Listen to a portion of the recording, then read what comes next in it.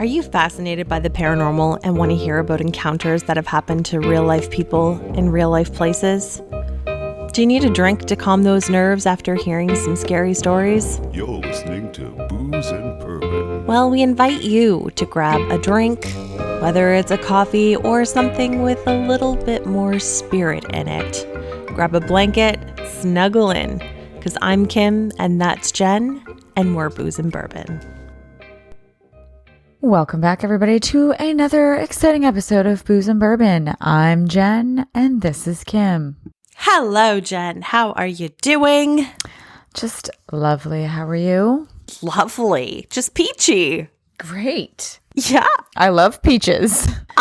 Peaches are good. When I like to eat a peach, I tend to take the skin off. But besides that, I do love peaches. And since you and I are of the same era, I wonder if any of our listeners are of the same era as well. Like when we were growing up, peaches was everything, like the scent of peaches. Yeah. And if you went to the body shop and you got the body oil, like the scented perfume. Yes. Mine was peaches. A lot of my girlfriends had strawberries, but my signature was peaches. That one, I think the Satsuma used to be a big seller as well, but yes. Ooh, yes, it the was. orange citrus smell. Mm-hmm. Yeah. Yep, you are correctamundo. So what's been new anyway? Just renovating my basement. That's time consuming, but that's about it. Besides, back out in the lovely world of outdoor boot camps and training in the sun, which is on some days we'll say not so hot, even though it's extremely hot. So it's just unbearable to actually exercise when it's that warm. But, we're making it work. People, people still show up. So got to do what you got to do. Good. Just some extra hydration and you should be fine. Yeah. Maybe a little bourbon mixed with your water could help as well. I heard that it's a hydrator. Just kidding. Wow, I'm not sure if you're a nutritionist, but sign me up. Yes, it's my nutritional tip for today. Wow, okay. Well, I don't know if you've heard, Jen, but there's been some talk lately of UFOs and the Pentagon. And There's a guy who wants to make sure that a lot of the classified documents are made available to the public. And I also read somewhere that there are claims in these documents that state that the UFOs aren't made from Earth and they're not made from Earth materials and they're not made here on Earth. Interesting. Yeah. So it'll be really interesting to see what comes of this. And I'm feeling like what else could possibly happen in 2020 that we couldn't ever imagine. And that takes me to my next topic of meth gators. Have you heard? No. Please tell me. So apparently in Florida, there's an issue of meth gators where a lot of drugs and stuff goes into the sewage systems. And that is where these gators hang out. And they're getting all hopped up on drugs and they're crazy gators. Wow. Like you can't make this shit up. That's quite insane, actually. So like murder hornets, meth gators. Meth gators, that's a good one. Yeah, you're welcome. Anyway, so we don't have a show about meth gators or UFOs. That's too bad. I know, but it's, all encapsulated in the wonderful, weird world that we live in. And included in this weird world that we live in are a thing called Doppelgangers. So that's what we're going to talk to you guys about today. It's rather exciting. The Ghost Story guys actually just did an episode on this, so I feel like I'm a bit of a copycat, and Brennan just messaged me, and I don't have the balls to message him back to be like,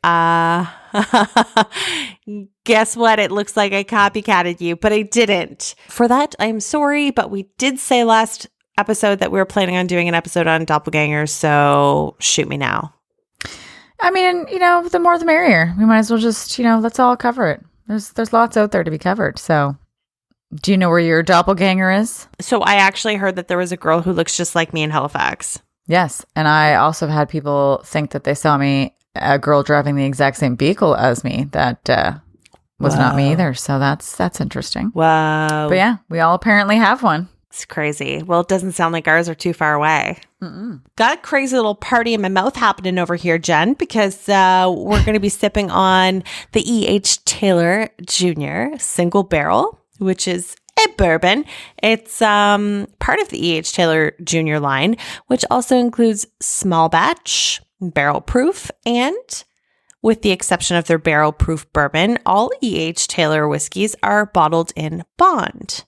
So to be labeled as a bottled in bond, the whiskey must be the product of one distillation season and one distiller at one single distillery, aged in a federally bonded warehouse under U.S. government supervision for at least 4 years, and it must be bottled at exactly 100 proof. And to add to this, the BIB/bottled in bond label must clearly identify the distillery where it was distilled and where it was bottled if that's different. So on the nose, Jen, what are you getting? Because I'm getting some stuff over here. I mean, I just also have to add that the name Taylor itself is just, it's a great name, really. But I believe the last time we did E.H. Taylor, it was an E.H. Taylor rye, and you're like, it smells like Taylor's all up in here. Yes, which is what I was going to say. It's like, it definitely has a sweet smell like the rest of us. I'm just joking, but it's definitely a sweet smell. Some creamy corn in there.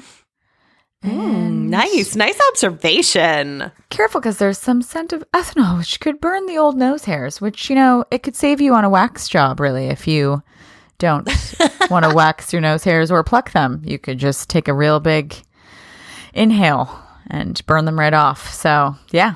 True. I almost made that mistake, but I started feeling it a little bit, so I backed off. All right, so I'm going to have a little taste here. Mm-hmm. And like I said, it's already a party in my mouth, so I'm just going to tell you what I taste. So the vanilla definitely carries over to the palate, but it's not just like straight up vanilla, because instead I'm getting some raisins, some brown sugar, some buttery butterscotch, and some rye spices too. So it's really nice. I quite like it. Just a Taylor jambalaya. Yeah. What are you getting on the Taylor finish over there, Jen? Besides it being delicious, nice, and there's a bit of a long oaky flavors in there, but not it's not sweet throughout the finish like I expected, but still very nice. Agreed. I agree 100%. All right, so now that we have this party started, do you want to play a round of my favorite game? Would you rather? Yes, I would. I can't wait. Or maybe I can wait and I'm just going to crawl right underneath the table. I'm going to keep it light and fluffy and related to the topic at hand. Mm-hmm. So, okay.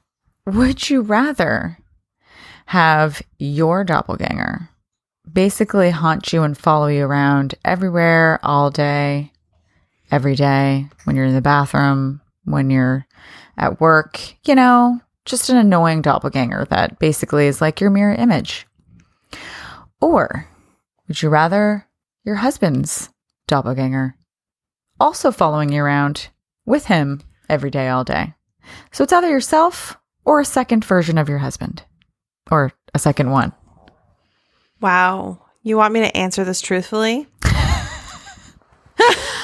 For our listeners and the entertainment value, please do. Yes. I love my husband dearly. I really do. So that's why I'm going to say I'd love to have two of them. Oh, because that's a good answer. You're welcome, Ryan. I feel like if there were two of them, then, one would be able to do some like chores around the house while maybe the other, like the real Ryan and I could go out and do a lot of fun things, like go out in the boat or go on this great adventure where, we don't have any guilt by having all these looming chores in the back of our brains. That's a very good way to put it, actually. That is, that works. Okay, good. I'm glad you like that. So mine is kind of similar. Mm-hmm. I want to know, would you rather be your doppelganger for a day or Accept a $1,000 a day offer from your doppelganger to take over your body, and you have to jump into Zach Bagans' body for a year. What?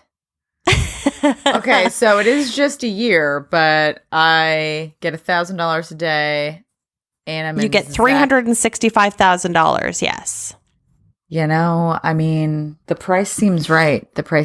And Zach, I mean, he can be a cool guy. Okay. All right. Be cool to see how he does with the ladies. You know, maybe with my cool personality mixed in there with his and his outer shell. Maybe we could really do some big things. You know, so perhaps. I mean, he already is dating a Playboy bunny, so you could maybe take it to the next level. I don't know. Well, that's just fantastic. Yeah, I'm gonna do that. Okay. Well, that's a great answer, Jen.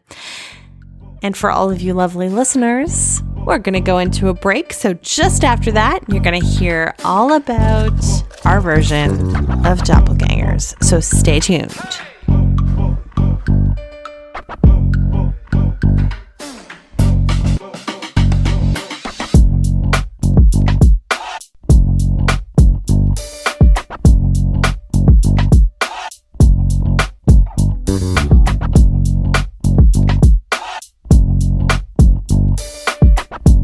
Welcome back.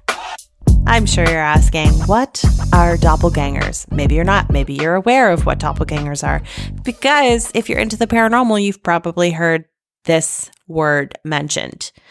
I found this article by Bustle, and I think it describes them best, or at least how I want to imagine how they are. You've probably experienced at one point or another someone telling you that they saw someone who looked exactly like you. Or perhaps you're the one who thought for sure you saw a person you knew, only to find out it was just a random lookalike. Could it have possibly been their doppelganger? If you're judging by the supernatural meaning of a doppelganger, then I certainly hope it wasn't. Today, we often use the term doppelganger to refer to a twin stranger, or a random person who just so happens to weirdly look a lot like you. Coming across as an almost identical stranger can definitely be freaky, but the original interpretation of a doppelganger is actually way more disturbing. So exactly what is doppelganger in supernatural terms? Well, the word itself translates literally to double goer or double walker in German, and it's defined as a ghostly counterpart of a living person. In traditional folklore, doppelgangers are usually considered to be ghostly apparitions or entities rather than physical beings, and almost always sinister in nature. The sight of one, either your own or someone else's, is widely considered to be a bad omen, as doppelgangers are supposedly harbingers of darkness, bad luck, and sometimes straight up evil. The idea of a spiritual, ghostly, or demonic double of living people have existed for millennia. Much of the time, a doppelganger is viewed as an omen for a tragedy, illness, or death of a person who is copied. You know, the evil twin trope that's common in so many cultures, playing out in literature, art, film, and more. That's likely tied directly to the mythology of the doppelganger. So according to legend, how could one identify their doppelganger? Well, first of all, the dead giveaway is that they look exactly like you, or at least very, very similar. And one would essentially be you in every way, except for that, well, they're not. According to the Paranormal Guide, these doubles may at times be seen by others as performing a person's actions before the real person makes them, or they may be a shadow performing the same movements, but after they've happened. Many historical reports claim doppelganger sightings have been a premonition for death and tragedy, and these apparitions have other strange paranormal qualities as well. The doppelgangers of folklore cast no shadow. Ooh. Does that remind you of something that we've recently explored for Haunted? Yes. Oh, okay. I didn't know that. Okay. Me neither. So we're putting it all together now. Whoa, that's crazy. Okay. They cast no shadow and have no reflection in a mirror or in water. And while doppelgangers themselves allegedly have no reflection, there are many reports of people seeing their own doppelganger in the mirror, either next to their actual reflection or a distorted version of it. A very famous doppelganger sighting we're going to get into, and he saw his double reflection in the mirror with his face appearing in two separate, distinct images. Ugh. Okay, can't wait till you get into that one later. He allegedly shared this haunting experience with his wife, and she's said to have been very worried and told him that she believed the paleness of the dual image was a bad omen. And realistically, she was right. So your alleged evil twin could, according to doppelganger mythology, appear to you or someone else at any time, bringing negative omens galore. But apparently, they might also try to mess with your head. Many doppelganger accounts suggest that the apparition might attempt to provide advice to the person they shadow, but that this advice can be misleading or malicious. They may also attempt to plant sinister ideas in their victim's mind or cause them great confusion. It's considered advisable to never interact with your doppelganger, as it's thought to bring even more bad luck. And while there are many reports throughout history of doppelgangers serving as bad omens or appearing as supernatural apparitions, sometimes you may just come across a regular person who, by freak chance, looks a lot like you. In playing the game of genetic roulette, there's always a chance that someone somewhere will end up looking strangely similar to someone else, even though there's no direct relation. We only have so many genes in the collective human gene pool, and while there are many different variations, apparently those variations are eventually finite. We aren't that genetically diverse, reported Canada's Global News. So eventually the numbers would dictate that certain features resembling yours will randomly combine. I get that. That means that, according to science, it's totally possible for you to come across a stranger, an actual person, not a foreboding apparition who looks eerily just like you. This could possibly explain some of the seemingly paranormal reports of doppelganger sightings throughout history, but who's to say? In any case, here's to hoping that if you ever do spot a doppelganger, it's of the modern day. It's a non-ghostly persuasion with zero bad luck vibes in sight. I also want to say, Jen, do you remember when we were in Waverly Hills and they were talking about doppelgangers? Yes. I was just going to say, so I was thinking, I'm pretty sure we went over this. Like somebody had brought that up, the tour guide or somebody had said that they thought that they just saw like multiples of them. I'm refilling, by the way. I heard that, yes. From what I remember of this story at Waverly Hills, wasn't there somebody on the third floor and then somebody else was like, oh, I just saw you on a different floor. And yeah, they're that's like, what I mean. No, I've been on this floor the whole time. It's like, No, you haven't. And with like all of those different doorways in that place, like there are so many doors. So I would be so freaked out to be like, I'm just going to keep walking through this place and hope to God that my doppelganger isn't hiding behind one of these doors just to scare the shit out of me and like make me die. I know. I don't know what would be freakier, like seeing like somebody you don't know, like an apparition, like just a ghost period in front of you, or like yourself, and then being what, like WTF, what's happening right now? Yeah, I don't know. I'm with you. I think both are equally terrifying. Yeah, pretty much. Now we're going to get into some stories of some famous people who have seen doppelgangers. And this is from the Martian Herald. Kind of like the Chronicle Herald, but for Martians. No, I'm just joking. But I love it. For starters, Queen Elizabeth I. Before giving up the ghost in 1603, the powerful monarch of England, Queen Elizabeth I, saw her doppelganger lying in her bed motionless. Her supine doppelganger was described as pallid, shivered, and wan, which shocked the Virgin Queen Elizabeth. Known to be level-headed, strong of will, and savvy, would have known better than to attribute the apparition to spirits and superstition, but still, she knew that folklore considered such an occurrence a bad sign. She died shortly thereafter. Yuck. Yeah.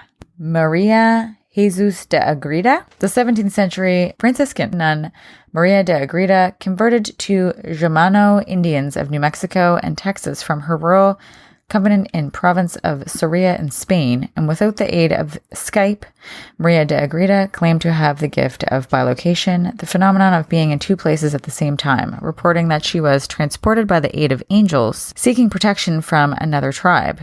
The Germano Indians requested missionaries from Father Alonso de Benavides, who asked them why they were so eager to convert. They answered that they had been visited by a lady in blue who told them to ask for the priest's help. She was investigated by the Inquisition for witchcraft, which was found innocent. Such astral voyages are a form of doppelganger, but with no deathly implications. Crazy. Yuck. Listen, if I saw another Kim out there, you've got my attention, okay? If you look just like me, you have my full attention. So on to Catherine the Great, the Empress of Russia. Catherine the Great was awakened one night by her servants, who were surprised to see her in bed. They told the Tsarina that they had just seen her in the throne room. In disbelief, Catherine proceeded to the throne room to see what they were talking about. She saw herself sitting on the throne. She ordered her guards to shoot at the doppelganger. Of course, the doppelganger must have been unscathed, but Catherine died of a stroke just weeks after that.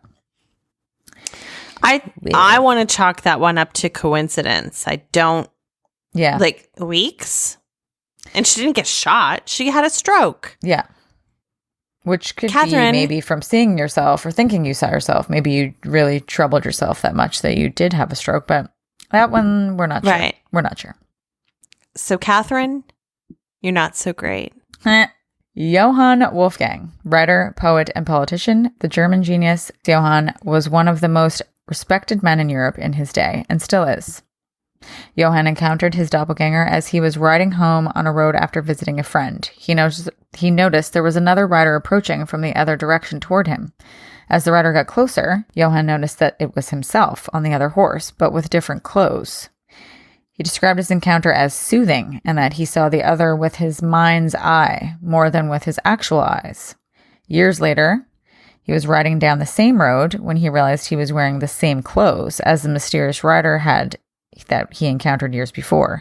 He was on his way to visit the same friend that he had visited that day. That's creepy. Weird. But it doesn't say that he died, so that's not it wasn't a bad ending. No, it's just enough to, like I said, you have my attention. Yes. So on to a famous gentleman that you touched on earlier here, Mr. Abraham Lincoln. Honest Abe once confessed to his friends privately that he had an inexplicable encounter on the night of his first election. The then candidate took a moment to rest on his couch one evening, happened to turn in the direction of a mirror, saw his own face, and saw not one but two faces. Next to him was his doppelganger, pale and ghostly, looking at him from the mirror. He sprung up from the couch, and the other one of him, had disappeared. He sat back down only to see it again. Although Abe was alarmed, his wife Mary was even more so. She interpreted the event to mean that the doppelganger was his dead self and that he would die in his second term. And the rest is history as we know it. Boom. Mic drop, Mary. That's a good one. It's crazy. All right. We've got one from Emily Sagui. Sagui was a dedicated teacher working in France in the mid-19th century. She was adorned by her students and was constantly tortured by her doppelganger in public. Her ghostly other would appear as she was giving class in open view of all of her students, who saw the apparition as well. Her doppelganger would stand at her side as she was lecturing and mimic her every move to the amazement of her students. What? From the classroom to the school grounds, her doppelganger soon decided to go alone and was seen performing tasks on its own around the school. Some students would even try to interact with it, but noticed that it was kind of ethereal. After a while, parents started to take their children out of the school, and she soon lost her job. Nothing else is known of Emily. Interesting. That's weird. So your doppelganger starts to do your job. That could be helpful in some ways, but then also creepy. So it would be very helpful for me. Yeah. They could go to the location, measure some specs for a forklift. It would be great. And then I could go and do all the fun stuff. So I could go and run my errands and get my grocery shopping done. Right. Yeah. Very helpful. That would be great. Okay. Do you want to do that? The next one is of George. Yes. Yeah. The next one is of George Tryon. Vice Admiral Tryon has gone down in history for a bold and unsound maneuver that caused the collision of his ship, the HMS Victoria, and another, the HMS Camperdown, off the coast of Lebanon, killing 357 sailors and himself. As his ship was quickly sinking, Tryon claimed, "It's all my fault," thereby exonerating any other sailor or officer of the grave error. He drowned in the sea along with his men. At the same time, thousands of miles away in London, his wife was giving a sumptuous party at their home for friends and the London elite. Tryon was seen by guests, dressed in full uniform, descending the stairs, walking through some of the rooms, and then quickly exiting through a door and vanishing, even as he was dying in the Mediterranean. The next day, the guests that had witnessed the scene were utterly shocked when they learned of the Vice Admiral's death in the African coast, and none could offer an explanation. Weird. That one's weird. That's wild. Yeah. That's so weird. Sir Frederick Carnrash. I had to add Rash. I had to add my accent on there. I'm not sure why, but The rolling of the R's. Rash. British MP Carnrash was due to attend a parliamentary debate in 1906 when he came down with the flu and was bedridden for some time. No one expected to see him that evening, so when fellow parliamentarian Sir Gilbert Parker spotted him in Parliament during a debate, he was at once well pleased and surprised. He sat next to Carnrash, greeted him, and said, "I hope you're feeling better." Seeing no reaction in his friend's face, Gilbert concentrated on the debate. When he next turned to look at Carnrash, he found the seat empty. Gilbert searched for his friend in the lobby of Parliament, but to no avail. However, the Parliaments had also seen Carnrash during the course of the evening, thus giving credence to Gilbert's claim. Carn fully recovered, found out about the incident, and wrote a lengthy newspaper article jokingly explaining that his will to participate in the debate was so strong that his spirit was forced to attend on his behalf. Luckily for Carnrash, he lived on for a few more years. That's weird. I have an explanation, though. He just wanted to get drunk. So he was like, I'll let this dude sit in for me. Yeah, that's kind of like one of those helpful ones, like where you're like, damn it, I can't make it, so I'll just send my doppelganger. Or I'm going to call in sick today. Can you go for me? Thanks. That would be great. Yeah, that'd be great. Yes, I've been coming down with the air quote flu. I'm just hungover. Yeah. I'm hungover and I'm bedridden for quite some time. Which happens to me, actually, when I'm hungover. Yes. I get bedridden. Very bedridden. In some cases, I guess it was a bad omen, but in other cases, it could be very helpful. So, it could go either way, really. Exactly. No, I'm so glad we did that episode. Now I have to go listen to the Ghost Story Guys one. I have not had a chance yet, and now I want to see how badly I copied them. And what we could do, Kim, is that if we find a picture, or if we can find one of our doppelgangers, we'll just have to post it up, and we can have a little competition to see whose doppelganger is more on point. So, well, I just had another thought. We could just, if it is like copy, we're being copycats, then we can just blame it on our doppelgangers. Exactly. Get it all figured out. Yeah. That pretty much wraps up today's episode. But before we go anywhere, we wanted to do a very special patron shout out. All right, so we've got some new patrons. We have Ginger Vigliotti. Thank you so much for being a new patron. Your fun items are in the mail. We also have Shiona Robertson. We have Jamie Reynolds. We have Paul Knopfsinger, which I am so desperately sorry that we could not do the live event, but I had some family emergencies that I needed to attend to. So I'm hoping that happens towards the end of September. We also have Aaron Hodgson, and we have Justine Mays. We have Andy Greer, Cindy Bussey, Aaron with a B, and we have Aaron Hamilton. We also have the ABV Network. We have Rebecca Bolton, which is no longer Rebecca Bolton. She's now Rebecca Neely. We have Stephanie McNew and Ghost Story Guys. So everyone, thank you so much for being patrons. We cannot thank you enough. You continuously help us to make the show better and better and better. And we just love you all so very, very much. We do. Jen, if people want to find out more about us and stalk us on social media, where can they find us? Well, I mean, after today, we may be found on the Martian Herald, so that's cool. But hopefully not, because, we're just going to look for doppelgangers on our own. Thank you. We are on Insta, Booze and Bourbon. We are on Facebook, Booze and Bourbon, the podcast. I say this every time, Starlight, but I don't know if that's a word. On Twitter, YouTube. And of course, you can listen to us on any apparatus app that plays podcasts, basically. All of them. Pretty much all of them. Apparatus? I just had a thought. Yeah. Is that what app is short for? Or is it application? It's application. It's application. Wow, guys. That was a blonde moment. Blonde moment. I said application. Sorry, guys. You knew what I meant. Any app that plays podcasts, you can find us on there. Don't look for apparitions or any of those appliances. Oh dear. I think the bourbon is getting to my head right now, so excuse me. I love it. Just love it. Yeah, and if you guys want to send us an email, make sure you send it to boozeandbourbon@gmail.com, and that is spelt out BOOSANDBOURBON@gmail.com. That was very rhymey. Guys, thank you. Thank you. Thank you so very much for listening today, and you will hear an all-new episode next Friday. Until then, stay hydrated with bourbon and stay spooky. Thanks, guys. Goodbye.